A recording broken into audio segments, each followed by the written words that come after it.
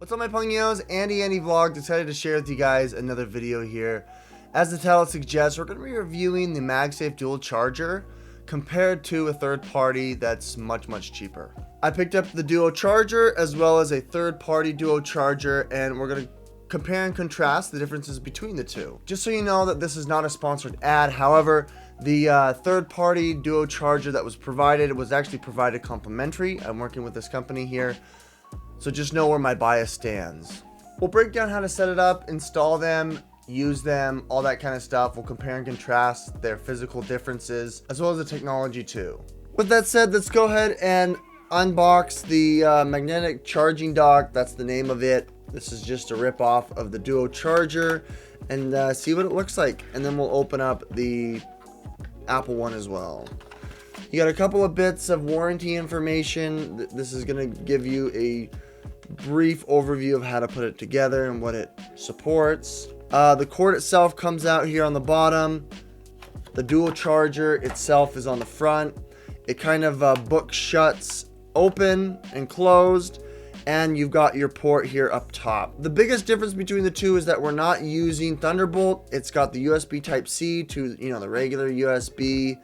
It looks like the port can be plugged in here at the top. You've got here on the left-hand side the MagSafe Qi charger port. I wonder if it's actually magnetic. We'll have to check that out.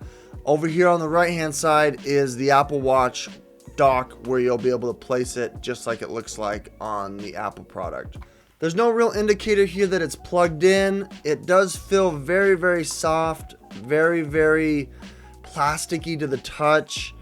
It looks very similar to the Apple. As far as the phone goes, you're just going to place it right here. Let's see if it even gives you the show. No, there's no animation here. It's not showing you the animation that this is a MagSafe.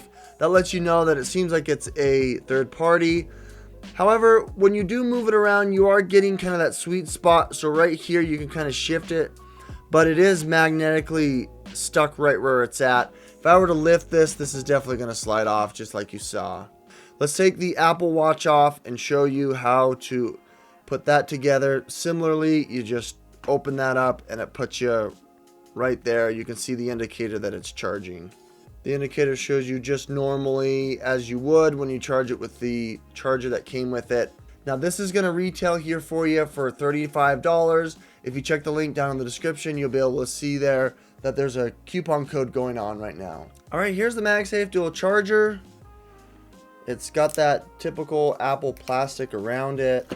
This was brand new. I purchased. This was actually on sale, about $29 off. It normally retails for about $230. I got it for $99. The box is a little bit damaged. The back side here provides you also the instructions. It shows you it's Lightning and USB Type-C. Let's go ahead and just open it. Opens from the top here, just slides down, and there it is. You can obviously tell that it's completely different than the third party. It does not come in folded. It does come much heavier, much heftier than the other product. This is so much better quality. You've got the iconic Apple logo embossed or imprinted here on the case itself. It magnetically shuts. The other one does not. You can tell that the folding clip here for the Apple Watch is magnetic. It is metallic aluminum.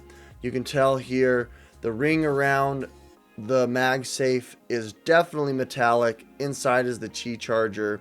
Up here on the top is the port, the input for the Thunderbolt cable. Here's how you flip up the little charger for the Apple Watch, and honestly, it is a very clean hinge here. I don't know what else to say. Inside here, you're gonna get the Thunderbolt to USB Type-C wrapped in its weird plastic for minimalist design.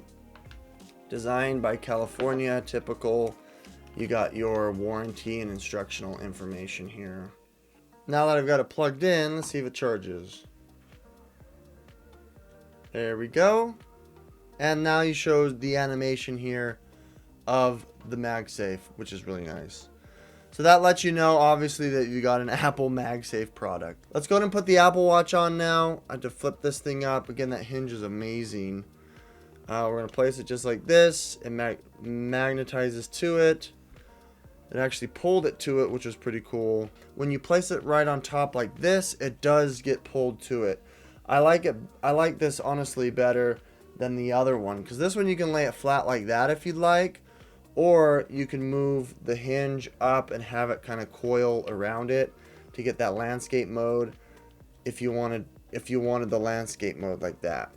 I kind of want to do the dangle test to see if this is MagSafe appropriate, and as you can see, both of them are dangling while connected, whereas the other one, you definitely couldn't do that.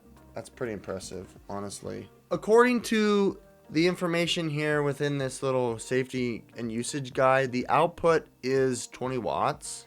Looking at these from a top view comparison, you can see that the Apple is a much more, I don't know, more blue light, softer light, whereas the third party has got more of a, I don't know, a cream tinge. The third party is bigger with no metallics. There's a plastic hinge that, I mean, seems fairly strong. The Apple is probably 2 or 3 times taller. It magnetically shuts where this one doesn't.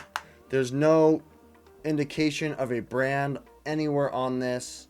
The backside, it's much smaller. The punch out for the watch. Other than that, I mean, if you don't really care about the branding, if you would like something that is a little more affordable, I mean, going with this third party is fantastic. Down below in the description is the link to it.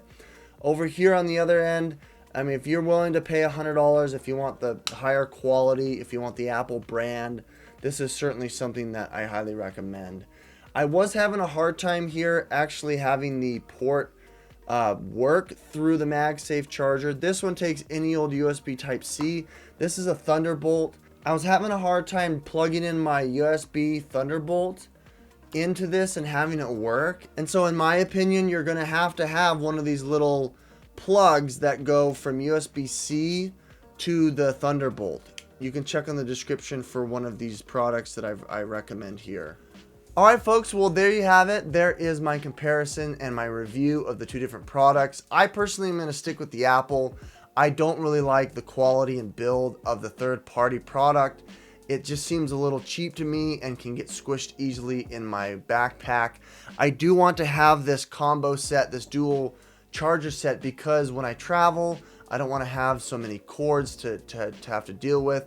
And then also, if you're trying to plug it in, you know, to a socket, having one plug is ideal instead of having 2. Well, those are my thoughts regarding the product itself. Hopefully both of them charge at the highest wattage that they suggest. I presume that the Apple does. I don't know about this third party as well. Although it does say 15 amps is what it does. Hit that like button, folks. Subscribe if you want to see more. My name is Andy with Andy Vlogs, signing out.